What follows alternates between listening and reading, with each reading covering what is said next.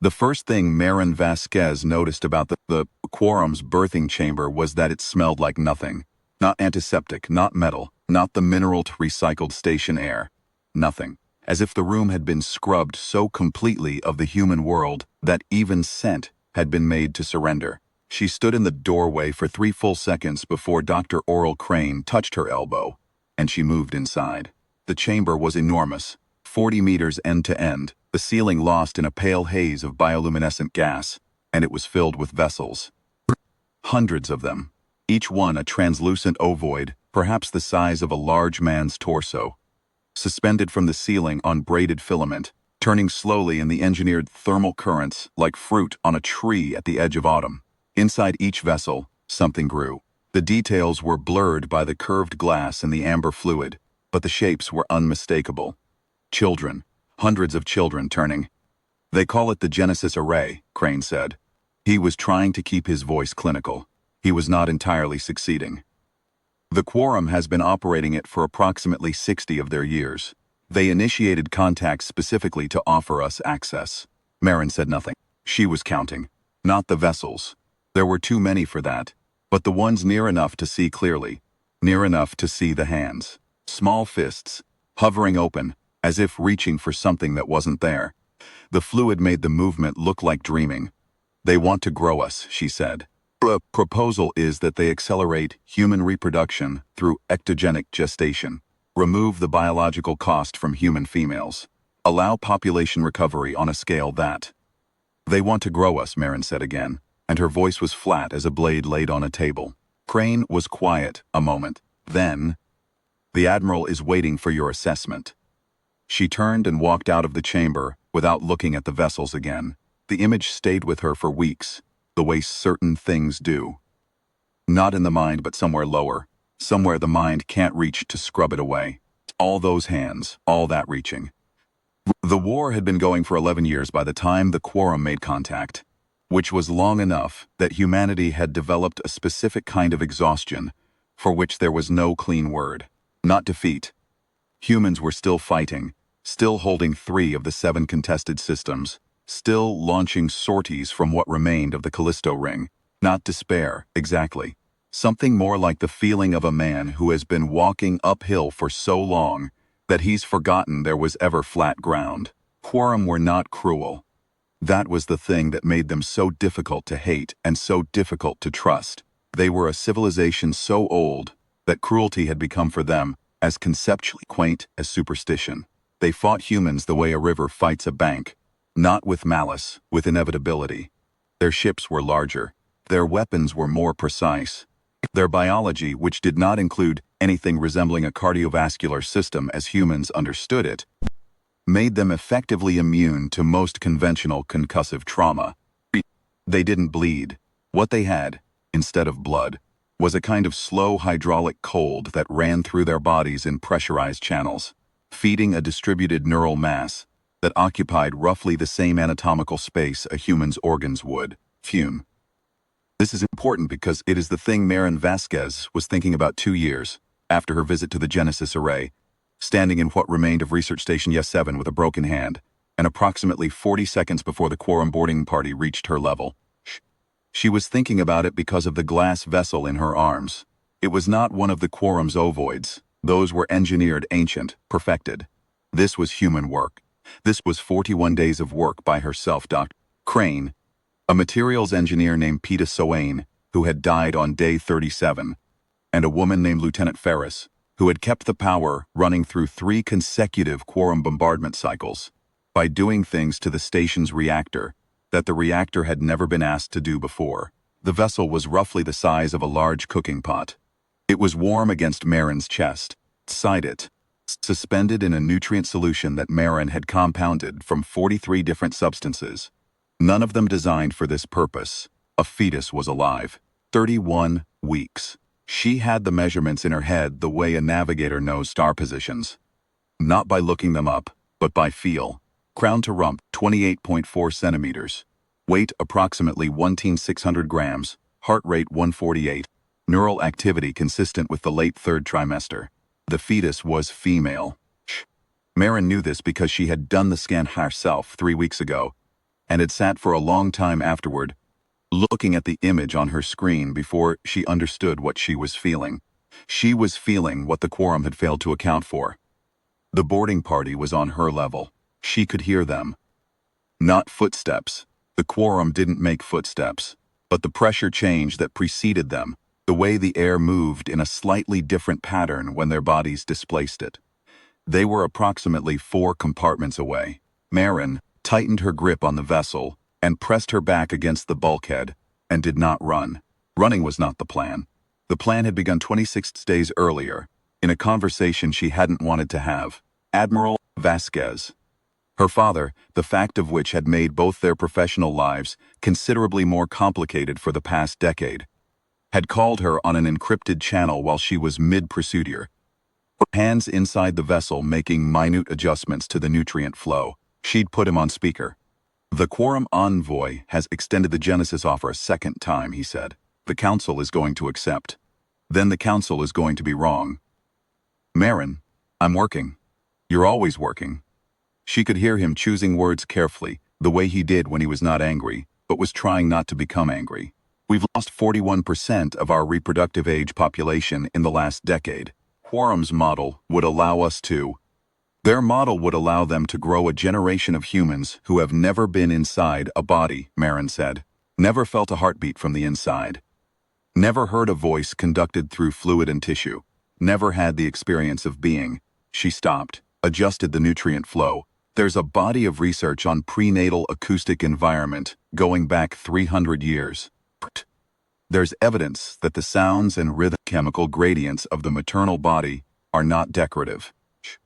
They're formative. We don't fully understand the mechanism, but the data is not ambiguous. We don't fully understand a lot of things. I know what I'm doing here." A pause. "Council has asked me to ask you to stop." Marin looked down at the vessel. "The council can come stop me themselves." She cut the channel and went back to work.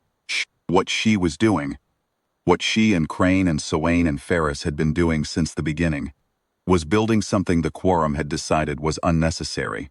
A system that replicated, in miniature, the experience of gestation inside a human body. Not just warmth and nutrients. Not just the biological minimum, the whole thing. There was a small speaker membrane bonded to the inner wall of the vessel that played, on a low continuous loop, recordings of a human heartbeat, not a synthesized one.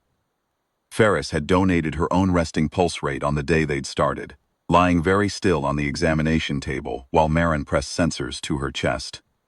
The sound was soft and slightly arrhythmic, the way real hearts are, with the small imperfections that distinguish the living from the designed.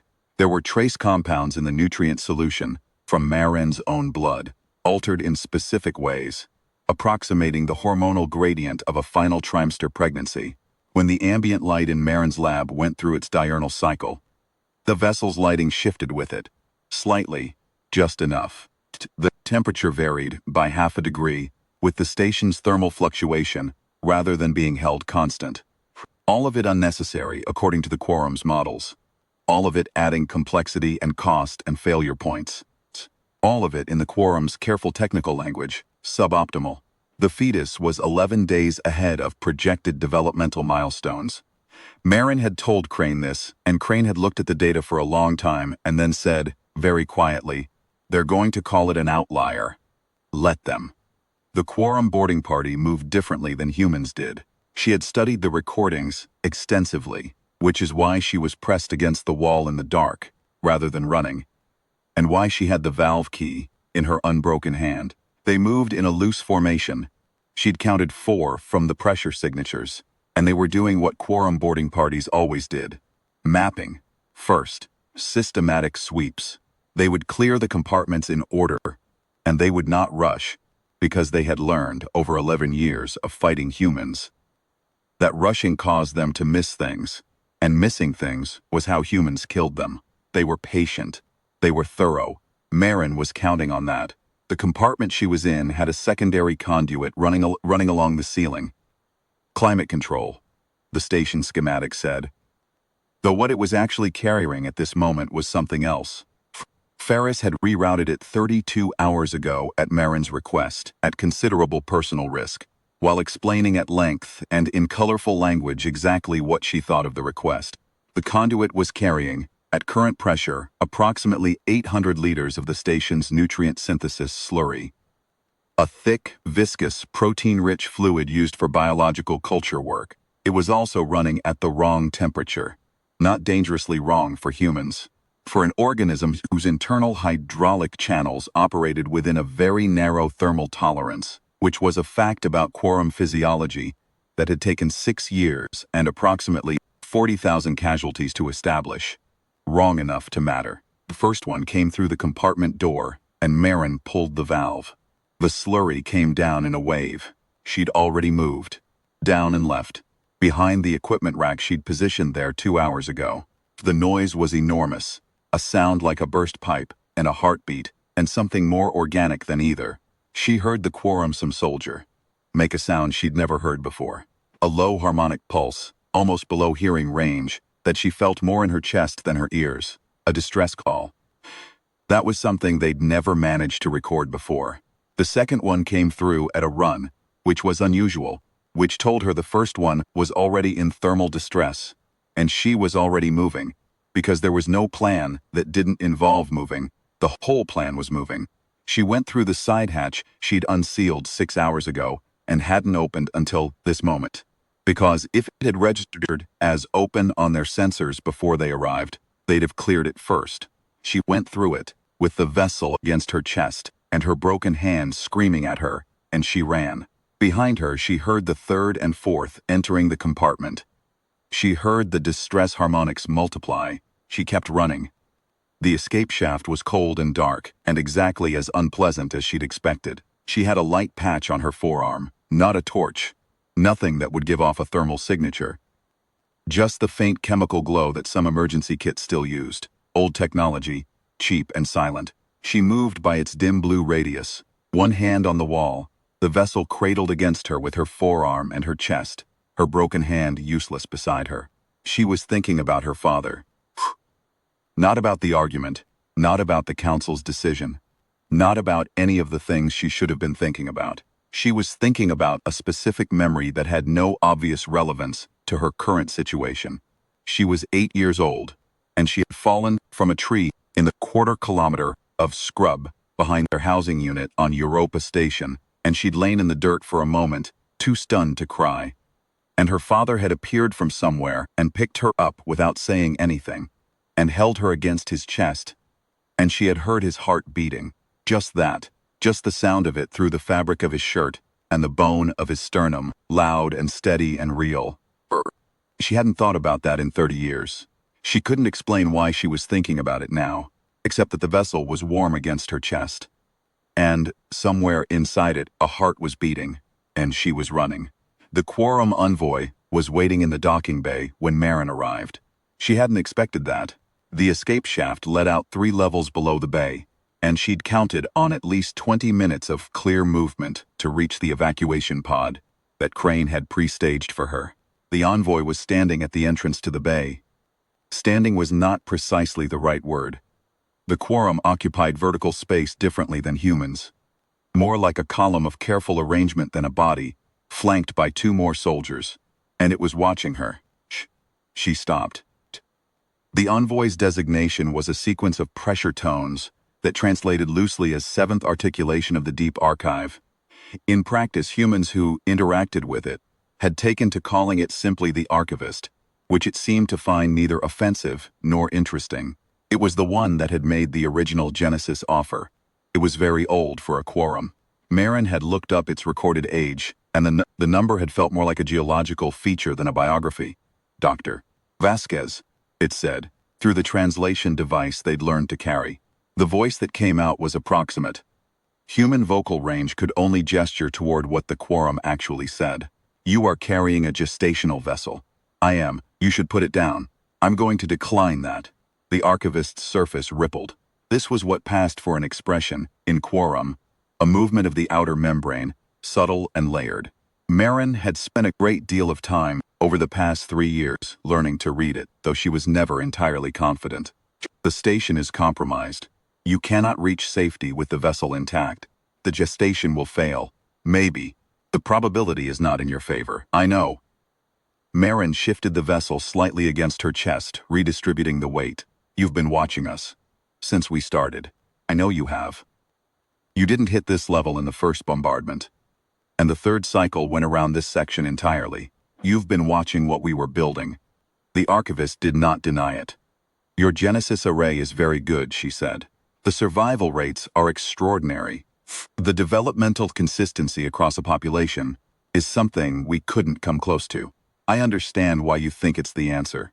She paused. You missed something. We have observed your additions to the standard gestational protocol. The acoustic element, the thermal variation, the chemical gradients. We have analyzed them thoroughly, and they produce variance. Variance at the cellular level, variance in developmental trajectory, variance in neurological baseline. Our models identify variance as necessary, Marin said. The archivist was still, which was unusual. The archivist was rarely entirely still. Your children come out consistent, Marin said. I've seen the data from the populations you've seeded. Consistent, healthy, long-lived. Survival metrics. She looked down at the vessel. You made them safe by taking away everything unpredictable. And a consistent, optimized population is better at surviving controlled conditions. We don't live in controlled conditions. We never have. The variance is the thing. The variance is how you get a person who can hear a ship's pressure change and know 4 soldiers are on her level without seeing them. Who can make a gestational vessel out of components that were never designed for it. Who can route 800 liters of slurry through the wrong conduit and know exactly what temperature will matter. She looked up at the archivist.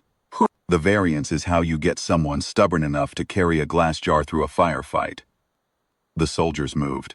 The archivist made a sound that the translator did not render, something in a register outside the device's calibration, and the soldiers stopped. You are proposing, the archivist said carefully, that the imprecision of your method is not a flaw.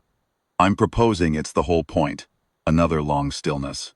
Then, the gestation will not survive transport. I have a pod pre-staged. The pod will not survive the transit window. Quorum has a blockade at. I know about the blockade. Marin was already moving, not running, walking, directly toward the docking bay, because running was for when you couldn't do anything else, and she wasn't there yet. Shh. I also know that your boarding party in the nutrient lab is in thermal distress, and that you don't want to lose them, and that the resolution is in the lab bay's climate system, which currently I'm the only person on this station who can operate. So here's what I'm proposing. She kept walking. The soldiers didn't move. You let me leave. You let the pod through. And in 48 hours, when we're past the blockade and in human-held space, I'll transmit the code for the climate reset. Your soldiers will be fine. They're not hurt. The slurry is just cold. I wasn't trying to kill anyone. She paused at the edge of the bay. I never am. The archivist watched her. Could stop me, she said. You probably should from a strategic standpoint. But you've been watching us build this for 41 days, and I think you're curious. That's the other thing your optimization didn't account for. That we are interesting to you in a way your models didn't predict. She allowed herself a small, very tired smile. Variance again. She walked into the docking bay. She did not look back to see if they followed.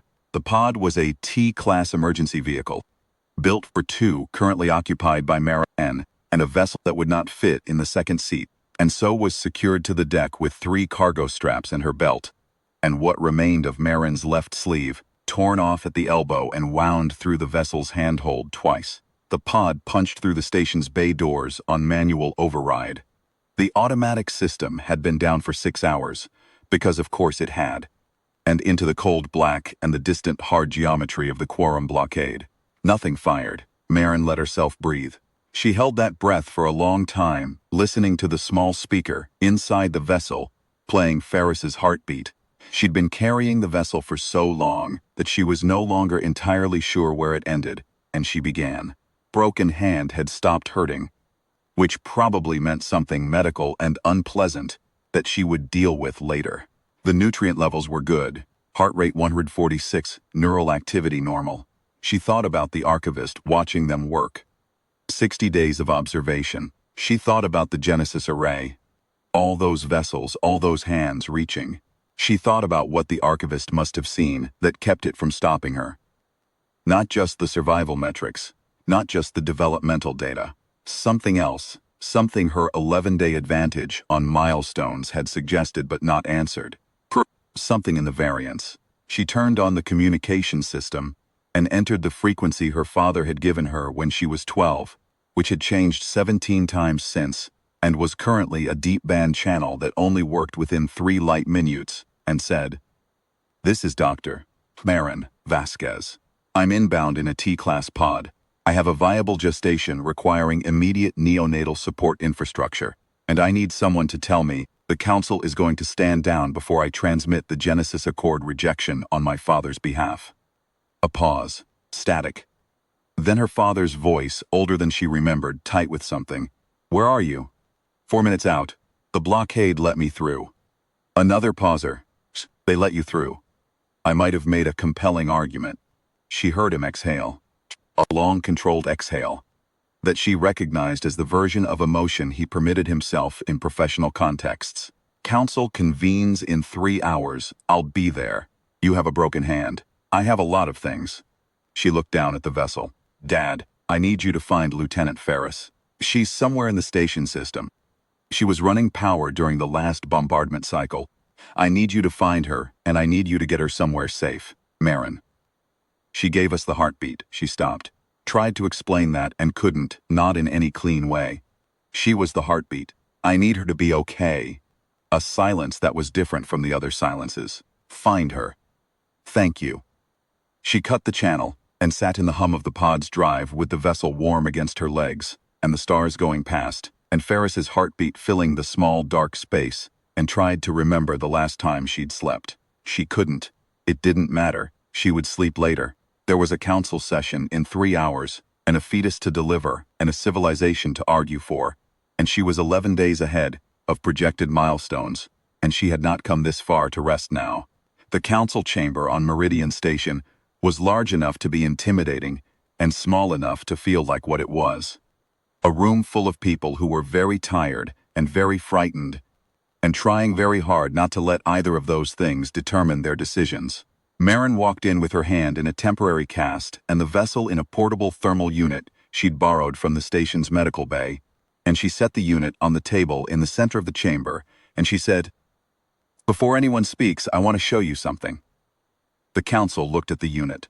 She turned on the external speakers. The vessel's speaker membrane could be routed out. Another feature that the Quorum's models had identified as unnecessary complexity, and Ferris's heartbeat filled the room. Slow, real, slightly imperfect in the way that living things are imperfect. Nobody said anything for a moment. "Quorum's offer," Marin said, "is not a kindness. I want to be very careful about how I say this, because I don't think it's cruelty either. I think they genuinely believe they are offering us a solution. I think their models are correct, that their method would allow rapid population recovery. And I think they are correct that it would produce a generation with superior survival metrics under controlled conditions." She paused. "Don't they understand what they're taking from us? I'm not sure they're capable of understanding it, because it's the kind of thing you'd only miss if you'd engineered it out of your own species 40,000 years ago." Counselor Artis, oldest member of the body, former combat pilot, a woman who had lost 2 children in the early years of the war and never spoken about it publicly, said quietly, "What did they miss?" Marin put her good hand on the thermal unit.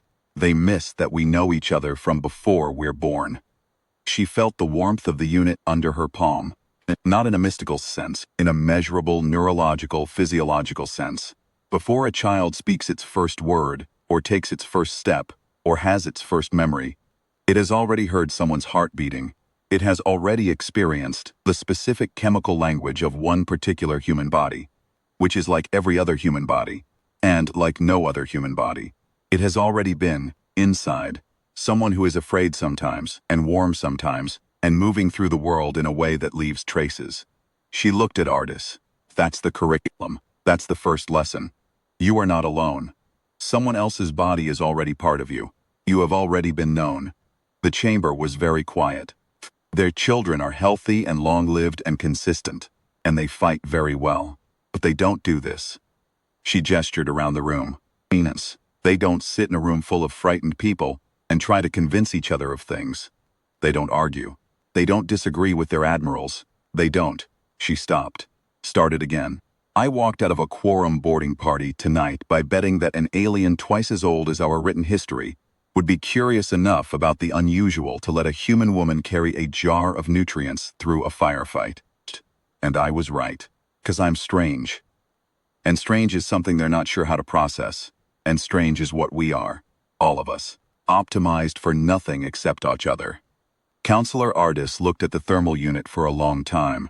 Then she said, "You said you're 11 days ahead of projections." "Yes, why?" Marin looked at the unit, at the soft glow of it, at the temperature display that had not dropped below range even once in 41 days. "I don't know exactly. The data suggests the acoustic and hormonal environment is producing a kind of anticipatory neural development. The brain is pathways for a world it hasn't entered yet, learning the shape of things from the inside." She paused. "But honestly, I think it's simpler than that. I think she knows she's not alone, and that made her want to arrive." She looked up at the council. "Don't give them this. Don't give them our children to grow in rows. Fight them, lose to them, make peace with them, whatever we have to do. But keep this, keep the mess of it, keep the fact that every single human being who has ever lived began by being known by someone else's body." She picked up the thermal unit and held it against her chest. "It's the only origin story we have, and it's a good one." The council voted 4 hours later, after Marin had been sent to medical and been told 7 things about her hand that she had already mostly suspected. The vote was not unanimous. Nothing in that chamber was ever unanimous, but it was enough. The Genesis Accord was declined. The quorum received the transmission and did not respond for 11 days, which was either considered contemplation or offense, depending on who you asked. The 12th day, the archivist sent single message, untranslated, in raw pressure tone. Took 3 days there for the linguistics team to render it into something approximating human language, and when they did, the translation was. The variance is noted. Marin read the message in the neonatal ward, sitting in a chair next to an incubator that had replaced the vessel, which had done its work and been retired. She read it twice, and then looked at the incubator. The girl, unnamed still, which Marin had been told was her responsibility, and she had been putting off because names felt large right now, larger than she was ready for, was sleeping, fists raised on either side of her head in the way of newborns, a posture so universal and so specific that it managed to be both funny and devastating at once. Eyes were closed. Her chest moved up and down. Marin had spent 6 weeks keeping this person alive in a vessel of her own construction, running through a firefight with a broken hand, arguing in a chamber full of exhausted diplomats for the right of this person, and every person after her, to begin in the ordinary and extraordinary way that humans had always begun. She was not sure what she had expected to feel. She was not sure feeling could be expected, specifically, the way developmental milestones could be tracked on a chart, her finger against the incubator glass. The girl's hand moved very slightly in sleep, not toward her. She was too young for intentional movement. Marin knew the neurology precisely, just the random twitch of a developing nervous system. But close. "You were 11 days early," Marin said softly. "That's going to be a story I tell you later. When you're old enough for stories," the girl breathed. The ward was quiet. Somewhere in the building, a door opened and closed and she could hear voices. The ordinary sounds of the station going on about its business. And underneath them, faint and rhythmic through the walls, the constant mechanical heartbeat of a station full of people who were tired and frightened, and, most of them, not ready to give up yet. Marin sat in the chair and closed her eyes. She was asleep in 2 minutes. She slept for 11 hours without moving. Outside the window of the neonatal ward, the stars held their ancient positions, cold and fixed and patient. And around them the war continued in the way that wars continue, slow and enormous and not yet finished. In the room, 2 hearts beat, 2 different rhythms, imprecise and real, filling the air with the only song that mattered, which was the one that said, "Here and here and here." 8 months later, Admiral Vasquez received a data packet from the quorum through a channel that had been used previously only for ceasefire negotiations. It contained no text. It contained a single recording, 6 minutes and 14 seconds of acoustic data, rendered in a format compatible with human hearing equipment. It was the sound of a heartbeat, not human. The rhythm was wrong, too slow, too multi-layered, more like an echo than a pulse. The pressure channel, equivalent of what a heart sounded like, in a body that had no blood. His team spent 3 days trying to determine whether it was a threat or a weapon, or a piece of intelligence.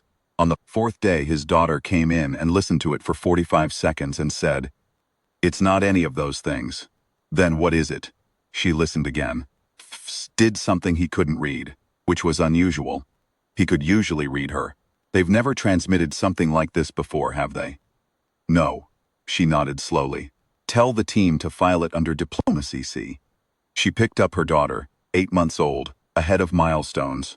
A loud and opinionated person in the early stages of becoming herself, and held her against her chest, and the girl grabbed a fistful of her collar, with both hands the way she always did.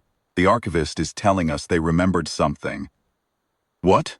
Marin looked at the audio waveform on the screen, the long, strange, patient rhythm of it. Then she looked at her daughter, who was looking at the window. "That they were small once," she said, "and someone held them."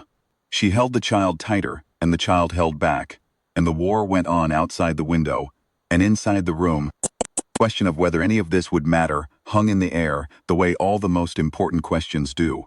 Unanswered, irreducible, and entirely worth asking.